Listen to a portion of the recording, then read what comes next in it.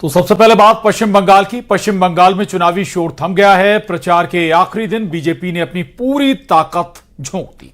तो एक तरफ प्रधानमंत्री नरेंद्र मोदी ने बैरकपुर में विशाल रैली कर आखिरी दाव चला है, तो वहीं अमित शाह ने कोलकाता के बेहाला में रोड शो किया और शक्ति प्रदर्शन किया। आखिरी दौर में बीजेपी के दोनों स्टार प्रचारक चुनावी मैदान में उतरकर वोटरों तक पहुंचने की कोशिश करने में जुटे रहे, जिससे बंगाल में ममता बनर्जी के साथ मुकाबला और भी कांटे का हो गया है।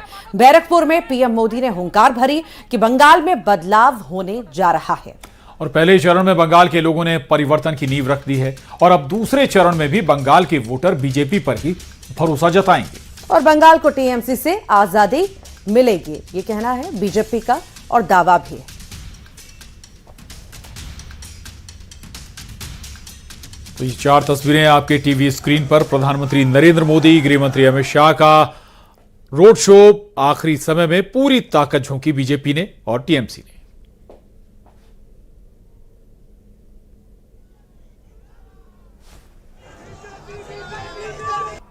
आपने 70 साल कांग्रेस, लेफ्ट और टीएमसी को दिए हैं। आज ये तीनों ही एक गठबंधन में हैं, एक ही थाली के चट्टे बट्टे हैं। आप एक मौका भाजपा को देकर देखिए, आप एक मौका मोदी को देकर देखिए। हम सब मिलकर बंगाल को हर बेड़ी से आजादी दिलाएंगे। कोलकाता के बेहाला में रोड शो करने पहुंचे गृहमंत्री अमित शाह ने न्यूज 18 से एक्सक्लूसिव बातचीत में दावा किया कि बंगाल में प्रचंड बहुमत से सरकार बन रही है। साथ ही उन्होंने कहा कि सीएपीएफ यानी कि सेंट्रल आर्म्ड पुलिस फोर्स की वजह से चुनाव शांतिपूर्ण तरीके से हो रहे हैं।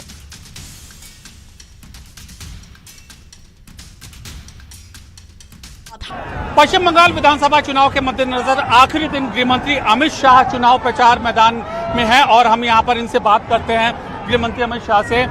सर, जिस तरीके से आज ममता दीदी का आज सुबह ट्वीट आया है, मां ममता और मानुष की अस्मिता के लिए उन्होंने लड़ने का आह्वान किया है। चलिए, वो कर ही सकती है, उनकी अपील है, मगर पूरे बंगाल की जनता को मालूम है मां माटी मानुष का उनका जो पुराना नारा था वो फेल हो चुका है। उन्होंने ना माँ का सम्मान किया, ना माटी का किया, ना मानुष का किया। आज अंतिम दिन है अमित जी। कल बहुत भारी तादाद में हिंसा हुई है और एनआईए भाटपारा क्या हुआ हिंसा में? कितने लोगों को लगा है? यहाँ कितने लोग हिंसे घायल हुए हैं? उसमें वो अफवाहें फैला रहे हो भाई। ये बंगाल का अब तक का सबसे शांत चुनाव है, अफवाहें मत फैलाइए। मीडिया का ये एजेंडा नहीं होना चाहिए। क्रूड बॉम्ब मिला है, एनआईए ने उसमें जांच के वो फटने से पहले पकड़ लिया गया। अमित जी, इस बार आप चुनाव प्रचार मैदान में कितनी सीटों का टारगेट रख रहे हैं? हम बहुत प्रचंड बहुमत के साथ चुनाव जीतेंगे। तो ये थे गृहमंत्री अमित शाह और बहुत प्रचंड। कोलकाता में कालीबाड़ी मंदिर में पूजा के लिए जाने से पहले कल पीएम मोदी एक बार खुद से खरीदारी करते हुए नजर आए। पीएम मोदी ने फूल बेचने वाले दुकानदार से कमल का फूल खरीदा। इसके साथ ही पीएम ने मालाएं और पूजा का दूसरा सामान भी खरीदा। इससे पहले 19 अप्रैल को पीएम मोदी ने झारग्राम में प्रचार के दौरान एक स्थानीय दुकानदार से चटपटी और तीखे स्वाद वाली झालमुड़ी खरीदकर चौंका दिया था। पीएम मोदी का ये अंदाज इंटरनेट की दुनिया में वायरल हो गया था और फिर अब 26 अप्रैल को पीएम मोदी ने मां काली मंदिर में फूल विक्रेता से कमल का फूल खरीदा। बैरकपुर में पीएम मोदी ने हुंकार भरते हुए कहा कि अब 4 मई को सीधे बीजेपी सरकार के शपथ ग्रहण में ही आऊंगा। उन्होंने यह भी कहा कि बिहार, उड़ीसा के बाद अब बारी बंगाल की है। मैं वैसे ये मेरी आखिरी सभा है और बंगाल में जहां जहां गया हूं, बंगाल के लोगों का जो मैंने मिजाज देखा है, मैं इस विश्वास के साथ वापस जा रहा हूं कि 4 मई के नतीजों के बाद बीजेपी के शपथ ग्रहण समारोह में मुझे आना ही है और इसलिए मेरा उत्साह और बढ़ जाता है। विधानसभा का विशेष सत्र बुलाया गया है जो किसी युद्ध के मैदान से कम नजर नहीं आया। मुद्दा था 33% महिला आरक्षण और एक ऐसा संकल्प जो आधी आबादी को उनका हक देने की बात करता है। लेकिन अफसोस कि सदन में इस पर चर्चा होने के बजाय केवल हंगामा और शोर शराबा ही देखने को मिला। जैसे ही सीएम डॉक्टर मोहन यादव ने सदन के पटल पर महिला आरक्षण का शासकीय संकल्प रखा, कांग्रेस विधायकों ने हंगामा शुरू कर दिया और उसके बाद सदन से वॉकआउट कर दिया। मुख्यमंत्री डॉक्टर मोहन यादव ने सीधा हमला बोलते हुए कहा कि कांग्रेस चर्चा से डर रही है और महिलाओं को उनका हक नहीं देना चाहती। उधर विपक्ष इस मांग पर अड़ा रहा कि आरक्षण केवल भविष्य की सीटों पर क्यों, मौजूदा सीटों पर ही आरक्षण की व्यवस्था तुरंत की जाए। बीजेपी इसे कांग्रेस की दोहरी नीति बता रही है।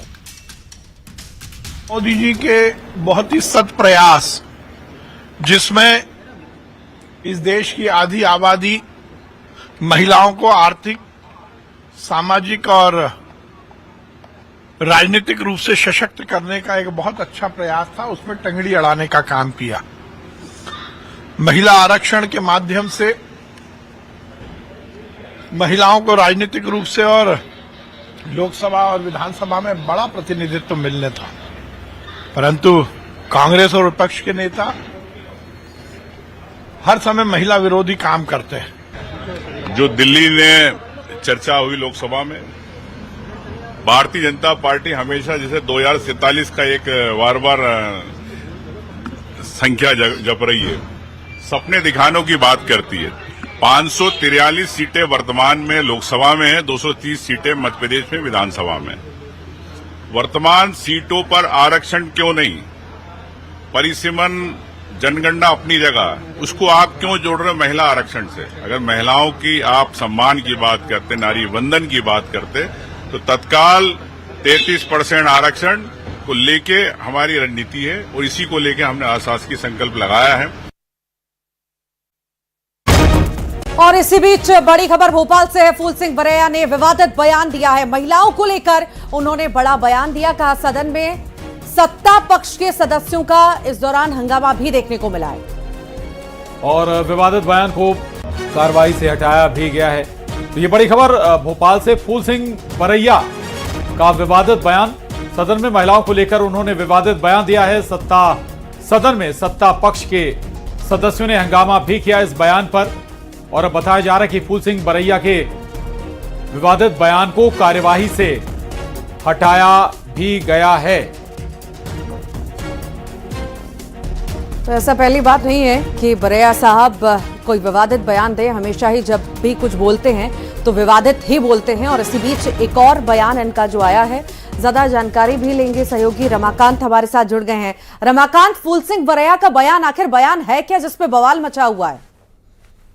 जी देखिए, विधानसभा में, मध्य प्रदेश विधानसभा में आज नारी शक्ति वंदन अभिनंदन को लेकर विशेष सत्र बुलाया गया था और उसमें कांग्रेस के विधायक फूल सिंह बरैया भी उसमें शामिल थे, जिन्होंने महिलाओं पर बेहद आपत्तिजनक टिप्पणी करते हुए कहा कि महिलाएं 2000 वर्षों से पैर की जूती बनी चली आ रही हैं।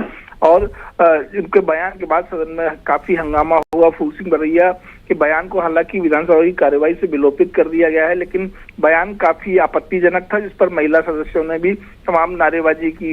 हालांकि ये उनका पहला बयान नहीं है। फूल सिंह बरैया पहले भी ऐसे बयान देते रहे। उन्होंने कुछ दिन पहले महिलाओं को लेकर एक बयान दिया था कि अगर ऐसी खूबसूरत महिला दिखे तो दिमाग विचलित हो जाता है और रेप की संभावना बनती है। इस तरह के बयानों को लेकर फूल सिंह बरैया कहीं ना कहीं अटेंशन क्रिएट करना चाहते हैं और महिला विरोधी बयान देकर जो है वो खुद को कुछ अलग साबित करने की कोशिश में हमेशा लगे रहते हैं। विवादित बयान देने का उनका पुराना इतिहास रहा है और आज एक बार फिर मध्य प्रदेश विधानसभा में जब एक अहम बिल पर चर्चा चल रही थी, महिलाओं को 33% आरक्षण देने के मामले पर विशेष सत्र बुलाया गया, इसमें चर्चा चल रही थी, वहां भी उन्होंने अपनी महिला विरोधी मानसिकता ही प्रदर्शित की और महिलाओं को 2000 वर्षों से पैर की जूती बनी चले आना बताया है। बिल्कुल, और इससे भी बड़ी बात यह कि कांग्रेस अक्सर फूल सिंह बरैया के बयान से किनारा कर लेती है। बहुत शुक्रिया आपका बातचीत के लिए।